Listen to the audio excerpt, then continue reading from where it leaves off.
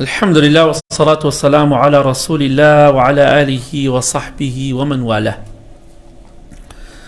گەشتینە لاپەڕەی 36 بە پشتیوانی خوای پەروەردگار. داواکەم لە خوای گەورە میهرەبان ئاخرمان بەخێر بگێڕێ و ئەم چاکە و عیبادەتانمان لێ وەرگرینەیدا بە ڕووماندا بەهۆی خراپی خۆمانەوە. گەشتینە سجود السهو، سەجدەی سەهو. سەهو واتە کاتێک ئینسانی هەڵە دەکات. دەفەرمێ ئیذا سەها فی صەلاتی الفەرض ئەو النەفلی، ئەگەر مرۆڤ هەڵەیەکی کرد لە نوێژی فەرزە یا لە نوێژی سونەتە. بەڕێز زەمانی کە باس دەکەین خاڵ بە خاڵ، بڕگە بە بڕگە، جوملە بە جوملە حەدیسی لەسەرە. بەڵام ئەگەر گشتی باسکەین مەگە ڕۆژی 2 خەت بخوێنین، 3 خەت بخوێنین. بۆیە خۆتان دەتوانن کاتێکی ئەمڕۆ سەجدەی سەهو دەخوێنن دەتوانن بچن بۆ خۆتان لە کتابە فیقەکانە شەریعەتەکانە باسی سەجدەی سەهو بخوێنەوە بە تەفسیلات، یاخود دەتۆڕە کۆمەڵایەتەکان بنووسە سەجدەی سەهو، سجود السەهو، کۆمەڵی معلوماتی زۆرت بۆ دێنێ، بەڵگەکانت هەمووی بۆ دێنێ، شێوازەکانی چۆنە. ئەمە مختصەرێکە، ئێمە باسی دەکەین خۆتان ئەوی بە دوای بەڵگەکانە بگەڕێن لە کتابە درێژەکانە. بۆیە بەڵگەکان هەمووی باس ناکەین، چونکە ئەمانە زۆربەی پێتەڵم بڕگەکان هەمووی حەدیسی لەسەرە. ئەم خەتانە کە دەیخوێنین، بەڵام حەدیسەکان لە کتابە درێژەکانە باس کراوە. لە نوێژی فەرزە یا لە نوێژی نەفل سونەتە ئەگەر هەڵەمان کرد فەزادە ئەو نەقەسە، شتێکمان زیاد کرد یا شتێکمان کەم کرد، ئەو شەککە یاخود گومانمان هەبوو نازانین 3 رکعتمان کردووە یا 4 رکعت، فعليه أن يسجد سجدتين. ئێمە دەبێ واجبە لەسەرمان 2 سەجدە بەرین، ولها حالات كثيرة. ئەم هەڵەکردنەوەی سەجدە سەهوەیش چەند حاڵەتێکی هەیە، نخلصها كما يلي. مختصری دەکەین بە کورتی ئەمەی کە خاڵەکانە باسی دەکەین. ئەگەر ئێمە إذا سلم قبل إتمام صلاة، ئەگەر کەسێک سەلامی دایەوە پێشەوەی نوێژەکەی تەواو کات، فيتمها ثم يسلم، نوێژەکە چی دەکات؟ تەواو دەکات، پاشان سەلام دەداتەوە، وبعد السلام يسجد سجدتين ويسلم. من ئەگە هەڵم کرد پێشەوەی نوێژەکەم تەواوم سەلام دایەوە، فيتمها ثم يسلم، چی دەکەم؟ دووبارە نوێژەکەم تەواو دەکەم، پاشان سەلام دەدەمەوە، وبعد السلام دوای سەلام دانەوە يسجد سجدتين ويسلم، 2 سەجدەی سەهو دەبم و سەلام دەدەمەوە. ئەمە شێوەیەکە. یعنی خەڵکی وا هەبووە ئاگادارم لە سبحان الله لە ڕکوع سەلامی داوەتەوە، ئیمان بۆ لە پێش نوێژیان لە ڕکوع سەلامی داوەتەوە، لی تێکچوو. ئەمە نوێژەکەی تەواو نەکردووە، لە ڕکوع کە چۆتە ڕکوع لە جاتێ بڵێ سەمی الله لمن حەمیدەه السلام علیکم، سەلامی داوەتەوە، داڵغی ڕۆشتەوە ئاگای لە خۆی نەماوە. ئەو کاتە بێ نوێژەکەی کامل کاتەوە، دوای سەلامدانەوە 2 سەجدە بەرێت، ئەمجا سەلامیش داتەوە دووبارە، چونکە نوێژەکەی بە تەواوەتی نەکردووە، سەلامی داوەتەوە. إذا زاد ركنا، ئەگەر ئینسانێ ڕوکنێکی زیاد کرد کە ڕکوع ئەو سجود، من لە جاتی 2 سەجدە سیانە بم، لە جاتی ڕکوع 2 ڕکوع بم، فإذا انتهى من صلاته، بەڵام کاتێک کە نوێژەکەم تەواو کرد، يسجد سجدتين، پێش سەلامدانەوە 2 سەجدەی سەهو دەبم دوای تەواوبوونی تەحیات. من شتێکم زیاد کردووە، ڕوکنێکم زیاد کردووە، ڕکوع زیادم بردووە، سەجدەی زیادم بردووە، چی دەکەم؟ ئەم پرسیاران هەمووی ڕووتان تێکات. ئەگەر کەسێک نوێژەکەی بە نوقسانی کردبێ پێش تەواوبوونی ئەوە ئەبێ 2 سەجدە بەرێ، بەڵام دوای سەلامدانەوە. بەڵام ئەگەر ڕوکنێکم زیاد کردبوو، کەم نەکردو، زیادم کردبوو، ئەوە چی دەکەم؟ ئەو کاتە دەفەرمێ کە تەحیاتەکەی تەواو کرد پێش سەلامدانەوە، يسجد سجدتين، 2 سەجدەی سەهو دەبا، ويسلم، پاشان سەلام دەداتەوە. بەڵام ئەوەی کە دەڵێ سبحان الذي لا يسهو ولا ينام هیچ ئەسڵێکی نییە، تەنها سبحان ربي الأعلى دەخوێنی، ئەوەی سونەتی پێغەمبەری خوایە صلی الله عليه وسلم. بەڵام ئەوەی تر هیچ بەڵگەیەکی شەرعی لەسەر نییە، بۆیە دوعای سەجدەی سەهو سبحان ربي الأعلى، نەک سبحان الذي لا يسهو ولا ينام، ئەوە هیچ بەڵگەی شەرعی لەسەر نییە، شتێکی خورافیاتە. إذا قام لركعة زائدة قطعها، ئەگە من هەڵسام و بۆ ڕکاتێکی زیادە، 4 من کردمە 5، قطعها وجلس متى تذكر. هر كاتي بيري كوتو غلطة يقصد دانشت ويتشهد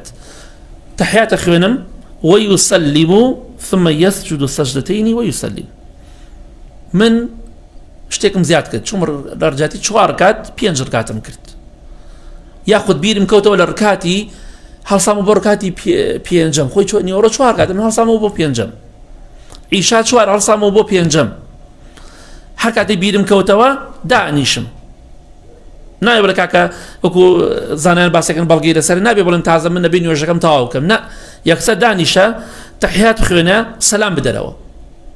کە سەلامت دایەوە ئەمجا دوایی 2 سەجدەی سەهو بەرە و دووبارە سەلامێتر بدەرەوە. إذا نسي التشهد الأوسط أجر من تحياتي ناوراستم لبيرشو تحياتي يكم فإن اعتدل قائما فلا يرجع أجر ما برسيارك من كاكا يك برسيار اللي يكا من تحياتي يكم لبيرشو حل لركاتي دوم هل صام ويك صام بركاتي سيم تحياتي من أخوينا تحياتي يكم نقدوم أفرمي أجر بتواوتي راس ببوا أجر يشتغل بتواوتي راس نبو بيتم دانيشن بلام أجر بتواوتي راس بيت نسمع له خندني فاتحة وتواوتي بشتم راس بوتوا أفرمي فلا يرجع ناكرتوا ويسجد سجدتين بعد التشهد وقبل سلام 2 سجدة سهو دبم دواي تاوبوني تحياته بيش سلام دعنوا 2 سجدة دبم تحياتش المبيت شو بلام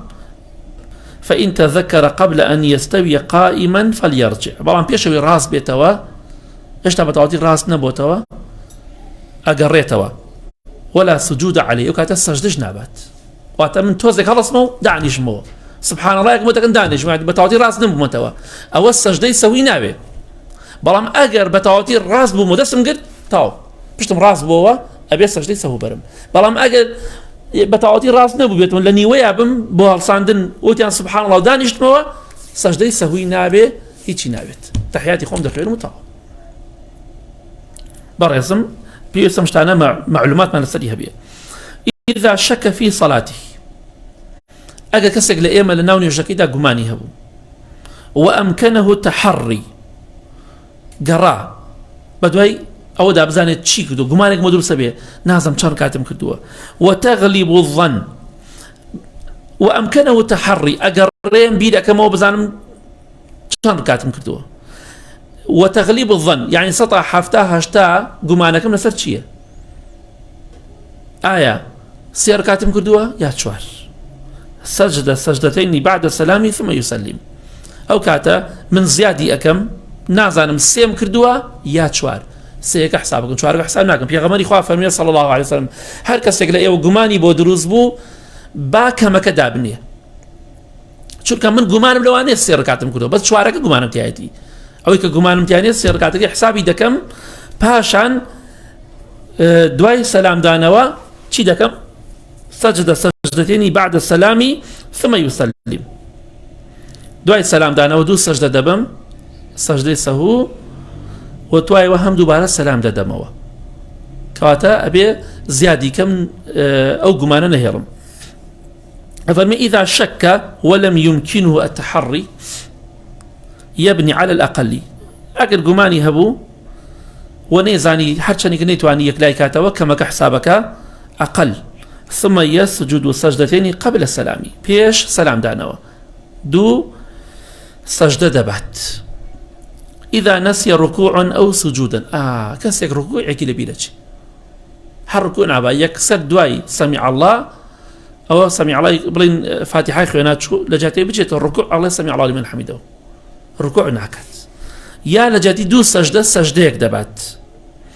أو أي ركن ياخد فاتحة هرناك لأن الركعات يكمدوما لكاتك نيوجي نيوريبون عسرة نكن يوجك إمامنا يتابر زكاته فإن تذكره في محله تداركه أقل له كاتا بيرم كوتوا يكسل شوينكي خوي دا بيرم كوت والله بيرا كيتوا من خو سجدة منبردو من ركوع منبردو بيرا كيتوا كسبيتا كيتوا كبيرة كوتوا أو تشيكي لشوني خويا ركوعك سجدك يا ركنك جيب جدك وإن تذكره في الركعة الثانية بلام ركعتي دوما بيرم كوتوا ئەی باش خۆم ڕکاتی یەکەم یەک سەجدەم بردووە، ڕکاتی یەکەم ڕکوعم هەر نەبرد، لە ڕکات دووەمە بیرم کەوتەوە أبطل الركعة الأولى، ركعت يكم شي لديه بطال أبيته كواتا أبيت شي بكم وأتى بركعة مكانها تشيكي ركعتك يكم حسابناك شكتو ركنك تياجي بجينا كردوا أمر سيارة زور لعني رومان تبكى أجا كسك لركعت دوما يا للسيم دا يا لتشوارم دا بيرم كوتوا ركعتك لركعتك كان ركوع مجانا بردوا السجديك من نقصاني بردوا ركعتك لركعتنا حسابناك كام ركعتك فوتا وحسابي ناكم ركعتي ترأكم لجيجاي أو مكانها ويسجد في الحالتين سجدتين قبل السلام بلام لهردو حالتك أجر بيتو سجدكم لبيرشو يا ركوع لبيرشو لو كاتابك لبيرمشو يكسبيرم كوتو بيكم ياخد لركاتي دو مسيم شوار ما بيرم كوتو ركوع سجود يشتك فوتاوا أو بيش سلام دانوا دو سجدي سهودة بم فإن تذكروا بعد صلاة باشا من يجرم تاوكر سلام دايو أم جابيرم كوتوا من سجديكم نبردو ركوعكم نبردو قام حرصم وأتى بركعة كاملة يك ركعة نيجي كامل دكم أو كاتا ثم يسلم باشا سلام دموا ثم يسجد سجدتين ويسلم سلام دموا دو سجدي سهو دبم دوباره سلام دموا أما ركعتكم بوب ركعته إذا نسي الإمام يسبح له المصلون أجر إمام غلطي كرت أوانك لدواوا سبحان الله بودكن ويتابعونه شوني شيدكون إلا في زيادة ركعة إلا مجر إمام ركعتي زيادة كرت إمام هرسايا وبوركاتي بينجمو خلقتي سبحان الله سبحان الله إمام هر دانا نشت فينتظرونه ونابي توش هرسيتو شون إمام بك شوكا إمام ركعتك زيادة كردوه هلايكي زور قوري كردوه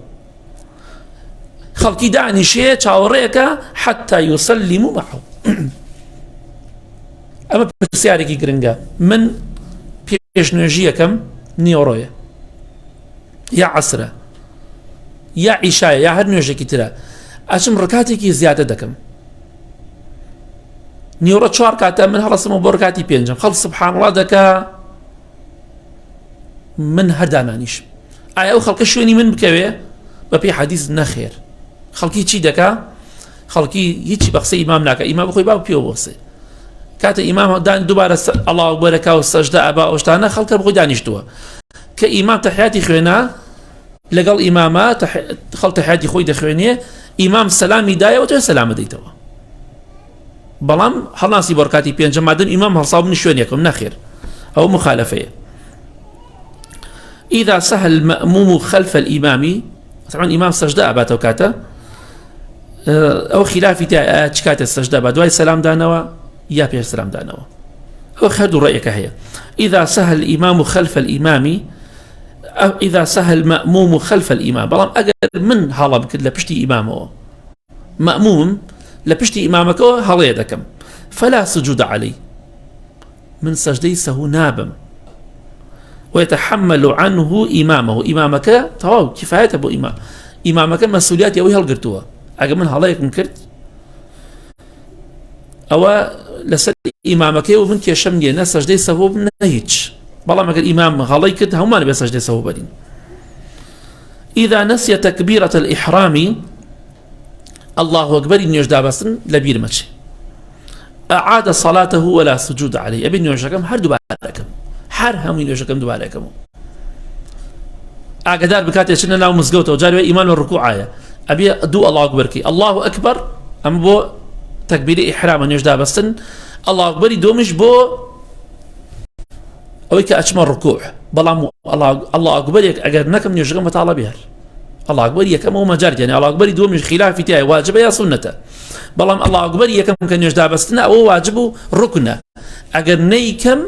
نيوجكم مطالبته أبي أو نيوجه هردو كامل بكم هو أبي كامل بكم هو شو كان نيوجكم لا سرتا ودرس نبوه بلام أجر ركوع كمال بيرشو ودمر ركعتي دوباره دكينه سەجدەیەک ما لە بیر چوو ڕکاتی دووبارە دەکەین و ئەگەر دوای نوێژەکە بیرمان کەوتەوە بەڵام ئەگەر ئەڵڵاهو ئەکبەری نوێژدا بەسنمان نەخوێندبوو ئەوە نوێژەکە بە کاملی دووبارە دەکرێتەوە سەجدەی سەهویشی ناوێت نوێژەکە دەکەیت و تەواو وإذا نسي التسليم سلم ثم سجد وسلم ئەگەر تەسلام کردنم نەبیر چوو سەلام دەدەمەوە پاشان سەجدە دەبم و دووبارە سەلام دەدەمەوە ئەبێ سەجدەی سەهوو بەرم بۆ سەلامەک وهكذا في كل سهو سجدتان لە هەموو سەجدەیەکە کە هەموو هەڵەیەکە دوو سەجدەی سەهوو دەبەی وهو مخير في موضعها فإن سجد بعد السلام للزيادة وقبل السلام للنقص فحسن إذا خالك يزوج من قيلك وتعيا لو أنا كسر يقول من سلمها مشتدى ناكم أما بيش سلام دانا وسجدي سهو برم أو دواي سلام دانا وسجدي سهو برم أفرمي بو همو هلايك دو سجدي سهو هي تو مخيري أعزادي في موضعها فإن سجد بعد السلام للزيادة أجر توانيت هرشتك زيادة بابي كقاعدة باخد أجر شتك زياد كرد بكورتيكي كبأوش مش تباس ما كرد أجر سجد السهوكي تو لبر أو بشتكي زيادة كردوا أو دوای سلام دانا وسجدة بلا أجر شتكت كم كردبو كم بو بيش سلام دانا وسجدة بلي باشتر يعني دوباري دكموا ئەگەر من تەعمەن لە نوێژەکە من لە دووش دەرناچێت یا شتم زیاد کردووە یا شتم کەم کردووە یا شتێکم زیاد کردووە یا شتێکم فەوتانەوە واجبێ ڕوکنێک ئەگەر شتەکەم زیاد کردبوو پێش سەلامدانەوە سەجدە نابم دوای سەلامدانەوە سەجدە دەبم ئەگەر شتەکەشم کەم کردبوو کەم و کوڕی بوو ئەوە پێش سەلامدانەوە سەجدەی سەهوو دەبم بەڵام ئەگەر ئەمەش نەکەی بۆ هەموو زیادەیەک و بۆ هەموو نوقسانیەک سجده بری پیر سلام دانو یاد و سلام هر کی درسته همه درسته ان شاء الله او کشه درست ناگه گرین او یا بزانی که به سجده سهو برین ما لا ينبغي فعله في الصلاة اما خالقی زور گرینگه هندی اشتیا نابد به هیچ جوریک اما انجامی بدین ناو نیوشته وضع اليد على الخاصرة دست ما لسر كلا كمان دامنين قال انا منطقة لسر براسومان تشبيك الأصابع وفرقعتها تشبيك چییە؟ پەنجەکانمان ئاوا بکەین بەناو یەکتە پەنجەی دەستی ڕاست و چەپمان تێکەڵکەین ئەمە پێڵێن تەشبیک پێغەمبەری خوا صلی الله عليه وسلم دەفەرمێت تەشبیک ئەم پەنجە تێکەڵکردنە لە شەیطانەوەیە وتەقاندن وفرقعتها واتە تەقاندنی پەنجەکان ئەمە شتێکی باش نییە حەدیثێکی لەسەر حەدیثەکە صحیح نییە باسێکە لە ئیمامی ئەحمەد مسند ئیمام ئەحمەد هاتووە بەس صحیح نییە بەڵام ئەوەی کە گرنگەوە بزانین پەنجە تەقاندن شتێکی باش نییە چونکە نەفی خوشوع و ملکەچیەکە ئیلا مەگەر خۆی بتەقێ ئەوە جیاوازە تەشبیک باش نییە پێغەمبەری خوا صلی الله عليه وسلم دەفەرمێ کەسێک لە ئێوە لە مزگەوتا بێ چاوەڕێی نوێژ بکە ئەو چەند دقەیە ئەو چەند سەعاتە تۆ چاوەڕێی نوێژ کە لە ناو نوێژدای بە دوو مەرج ئەگە تۆ نیو سەعاتدا بنیشی لە مزگەوتا چاوەڕێی نوێژە فەرزەکان بکەی ئەو نیو سەعاتت هەمووی بە نوێژ بۆ حساب بکەی وەک وایە سەلام نەدابێتەوە ئەڵڵاهو ئەکبەر کرێ نوێژدا بەستە بێ یەکەم فەرمی ما لەم یحدث بەو مەرجەی بێ دەستنوێژ نەبی بە دەستنوێژدا بنیشی دووەم فەرمی ما لەم یشەبک بەینە ئەصابعی بەو مەرجەی پەنجەکانی تێکەڵ نەکە واتە ئەگەر من نیو سەعات لە مزگەوت هاوەستە دانیشتم چاوەڕێی نوێژی نیوەڕۆم کرد عەسرم کرد مەغریبم کرد عیشام کرد بەیانیم کرد هەر نوێژێک ئەم نیو سەعاتە چاوەڕێم کرد ئەگەر هات و لە دەقەی 25 ئاوام کرد لە ناو نوێژ دەرەچم ئەو پێنجەکەتە بە نوێژ بۆ حساب ناکری بۆیە پێغەمبەری خوا فەرمیێ سەڵسەم باش نییە هەندێک کەس دەڵێن بڵێن پێغەمبەری خوا سەڵسەم ئاوای کرد وشەبەکە بەینە ئەصابعی فەرمی ئیماندار ئاوای بۆ یەک ئەوە زانایان دەفەرمون ئەوە کاتێک کە پێغەمبەری خوا وای کرد سەڵسەم لەبەر چی وەکو نمونەیە هێنای بۆی بەرامبەر تێبگەێنێ ئەگینە ئەمە شتێکی باش نییە ئاگاداری بن وپەنجە تەقاندن وفرقعتها واتە پەنجە تەقاندن الالتفات لغير حاجة لا كردنوا كبيوس نبت نبي ثاني بيا قدر يخوي بيصير آسمان كوسيري شابوراسي كبتعودين وجيب بطالة بيتو رفع البصر إلى السماء بەرزکردنەوەی چاو بۆ ئاسمان و سەقفەکە. پێغەمبەری خوا فەرمێ صلی الله عليه وسلم هەر کەس ئەوانە بکە ئەگەر واز نەهێنێ خوای گەورە چاوەکانی لێ دەسێنێتەوە. التثاؤب باوێشکدان فعليه أن يحاول كظمه حتى پێتەکرێ باوێشکەکەت بخۆرەوە دەمت بگرە بۆی باوێشک نەدەی لە کاتی نوێژە چونکە لە شەیتانەوەیە. كثرة الحركة والعبث زور جوڵەکردن و زۆر حرەکە بکەیت حرەکەی دەست بەتاڵی دەست دێنێ بە ڕیشە دەست دێنێ بەسەریا قەمیسێک ڕێکەخا شەواڵەکە ڕێکەخا پانتۆڵەکە ڕێکەخا قایشەکەی ڕێکەخا ئەمانە کارێکی ناشەرعیە. حدیثی زۆر لەسەرە ئیلا مەگەر حاڵەتێکی ضرورە هیچ ضرور نییە دەست بێنی بە ڕیشی خۆتە هیچ ضرور نییە بۆ نەخوێنەکە چاکەیت و شەواڵەکەت ناو نوێژدا ڕێکخی هیچ ضرور نییە. ئیلا بۆ نمونە جاری ئەم ناو نوێژەم دەستم هەڵکردووە ئەمە نەهیرێکراوە ئەتوام دایدەمەوە چونکە ضرورە لەبەرەوەی مخالفەی حەدیثە نابێت دەست ئەمەم هەڵدەمەوە لەو کاتە دروستە. بەڵام بۆی کە ئاوا بکەم بێتاقەتی و ئاوا بکەم و قژم ڕێخەم ئەمانە مخالفەی حەدیثە و گوناهبارە بە ئینسان بیکات. قراءة القرآن في الركوع والسجود من قرآن بخوێن لە ڕکوع لە سەجدا قورآن بخوێنم. ئالێ لە خاڵی گرنگەیە هەندێک دوعا هەیە لە قورآن داهاتووە ئایا دروستە من لە سەجدا حەدیث صحیحمان زۆرە پێغەمبەری خوا صلی الله عليه وسلم نهی کردووە لەوەی کە لە ڕکوع و لە سجودا قورآن بخوێنرێ. ئایا دروستە آية ربنا آتنا في الدنيا حسنة وفي الآخرة حسنة وقنا عذاب النار أما آية قرآن دعاء آية دروسا من السجدان دعاء بخوينم دورة إلى سلام بالي نخير بلام أواني كده فرمون نخير بلغ كانيان بقوت ربوشي ضلن بيغمري خواه فرمي صلى الله عليه وسلم نابي لناو ركوع والسجود قرآن بخوين ري آية أو آية قرآن نية هيج قمانتي آية نخير كواتا نابي بخوين ري أما رأي بقوتر وتشوك ما عدم آياتي قرآن أو دعاء لتشوف في بين القرآن وفي بينه كواتا كيش كسين كاري وناك جملة رستيك للقرآن دهاتو آياتك كواتا نابي إنسان خوي إلا بخوت أتواني لدواي توابوني تحيات بيش سلام دانوا بخوت ربنا آتنا يا هر دعاء للقرآن دهاتو بخوت بيخوينا بلام للسجدة ما يخوينا. الالتحاف بالثوب دون أن يخرج يديه فيكون كالمقيد خلق بيني كات نيوشكات جلو بركاكي چونا دسكاني يعني بقول قمصلك أداء بانشاني أو نيوشكا وكو كسيك وايا فيكون كالمقيد وكسيك وايا كلبشك دابي قولي لقمصلك ودر نكدوه دايتي ببانشان ياخذ روبيكي قوريه دايتي بانشانيا قولي در نكردوه ليوا أما نهي لكراوه پیغمبری خوا صلی الله علیه وسلم ڕێگری کردووە لەوەی ئەگەر قەمسەڵەکە یادای بنیە یاخود هەنێ فەروەشتەیە گەورەیە کابرای دابان شانێ و نوێژەکە بەڵام قۆڵی تێڵ ناکێشێ ئەمە نەهی لێکراوە. البصاق جهة القبلة أو عن اليمين إنسان تف بكات بلو قبلة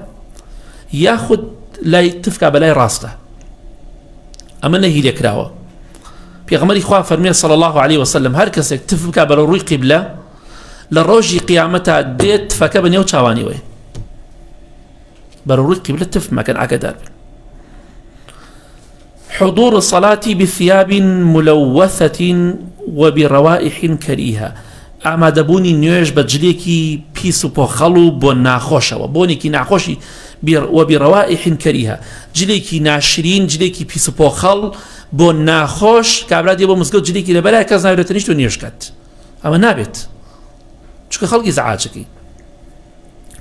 بسط الذراعين على الأرض في السجود بس ما كده بيشتريش أمره أويا كتو أم ساقي دستت إيرانا باسك أم باسك راب خي لكاتي السجدة اترجن بي أبياو نابك بيغمري خواه فالمي صاصموكو ساق راي مخن بلكو برزي كانوا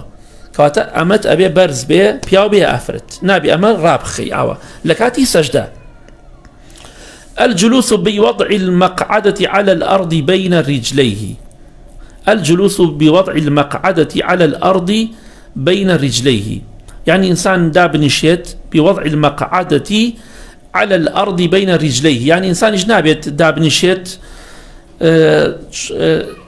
بشوار مشقي بقيدان جنان نيوشدا نابيت إنسان داب نشيت وكو كسكي بكوتا داب نشيت لسر بيكاني لناو نيوشدا ئاگادار بێت چکۆش هەموو شوێنێک هەندێک شوێن هەیە نابێت تۆ ئاگاداری و خاڵە بە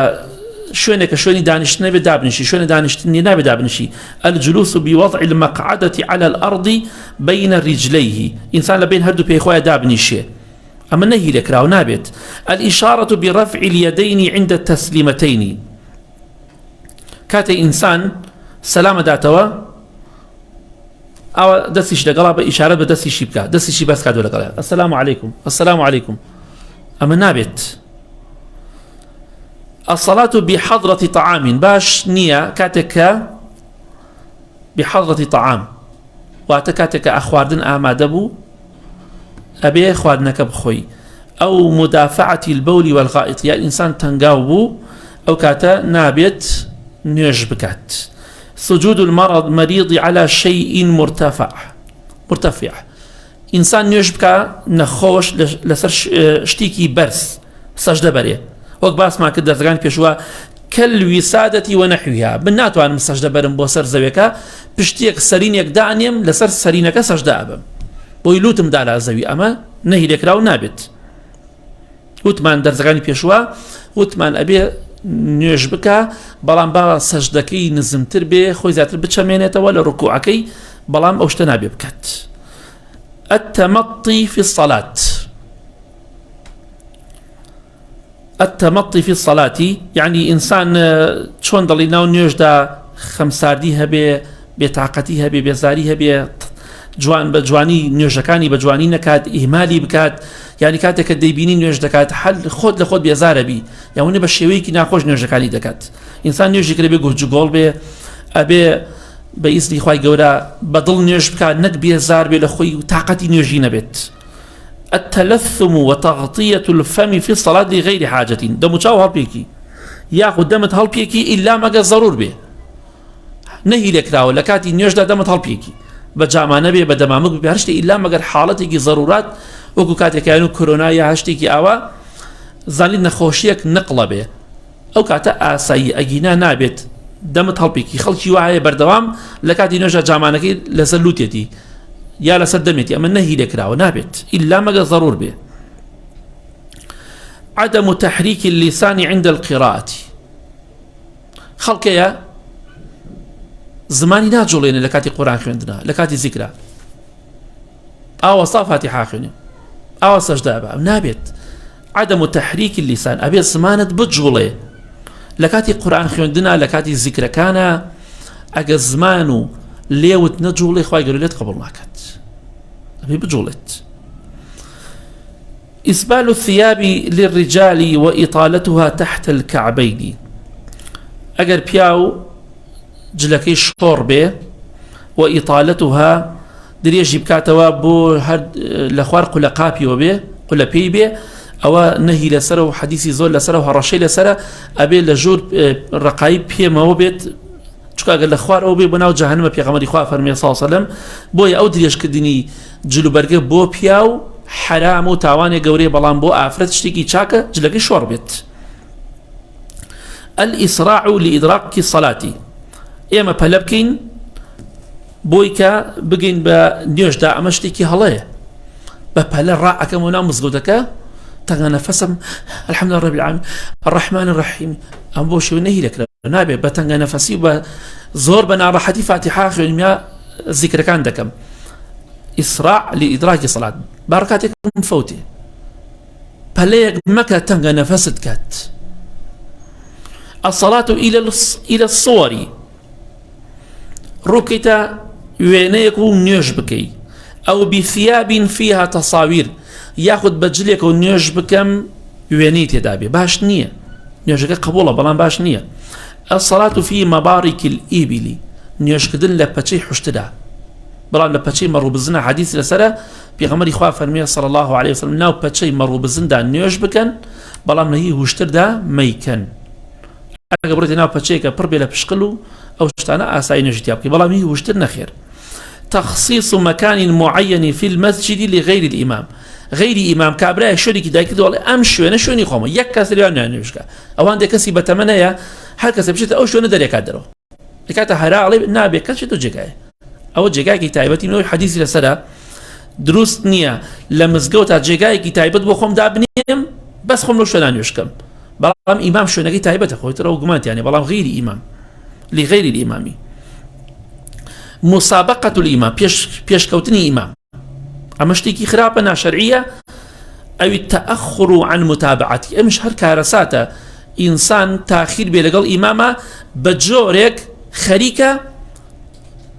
إمام للسجدية كم دايا هل صاوتوا دايب تي بو سجدي دوم ام هل لبين دو سجده كاي خريكه امام لسجدي دوم والله سيدو والله صاو ايش تاني سجدي كم اگر امامك هل سيدو يشجي بطالبته تاخير بونو بيش كوتنش حد كنا شرعيه كأن يطيل سجوده انسان يشجي دريش كاتوا والامام قائم ما استاكب بيه وسطاو لركاتي دوماتو خريكه سجده البردني ناب تاخيرك ام خالش خوين ان شاء الله مبطلات الصلاه تشتيق نيوش بطال دكاتوا التيقن من عدم الطهارة تأكيدا كذا يجمنية نيجا مطالع ترك شرط من شروط الصلاة مرجك أو شانك لأنه يجا مرجن واجب شرطة مرجع أو مرجان امتيان أبو نيجا بطالة أو ركن من أركانها يأخذ ركن من برد الله أكبر يجدا بس ناكم ركوع نابم سجدة نابم سمع الله اسمه بشتم راس ناكم هو لبين دو سجدة بشتم راس ناكم هو أما نه من يجب طالكاته أو ركن من أركانها بلا عذر بلا كس عذريكي نبت بلا ما قال عذريك تهبو كابرا ناتواني بهيج ولا سجدة بريه بشتي ناتواني ناتشل أو كاتا تشي دكا أو نتواني سجدة دبا بلام ناتواني يكون خوي سجدة بريه الأكل والشرب عمدا من لكاتي نيوجدا خواردن وبخم نيوجا كم بطال دبيتوا الضحك بصوت عمدا أجد بيكنيم دنگ مزور برز بوا نيوجا كم بطال دبيتوا الحركات الكثيرة المغيرة لهيئة الصلاة جولي زور كتشيك المتغيرة لهيئة الصلاة يعني هيبته ريز حرمتي أركان كان نيوج ناهلي بلا عذر إلا ما قال عذر يكتبه أجا عذرت نبيه كابلا دروس ناو نيوج دوبشكي جبنا نيوج غابي كوشي في غمري خاصة صنجارة بوا درجة برورك بلا بوا دانا درجة شو درجة كردو رجالات وجي خوي نيوجي كردوا أما حالتك الضروريات دروس من على كزاني أسوتي نالي بسوتي بلام لغيري أو حركة جولة كدن دسينان بلا شوا سرو دمو تشاو مشتانا كاريكي خرابة زورش شرعية الكلام لغير مصلحة الصلاة عمدا أجر قصبكي بو مصلحتي نيوج نبي بأن قصد بلام أجر إمام بقى غلطك من سبحان الله آسية جن أهواك من آسية بلام أجر ضرور نبو بهي جورنا بقصبكي عمدي بأن قصبكي نيوجك بطال دبيتوا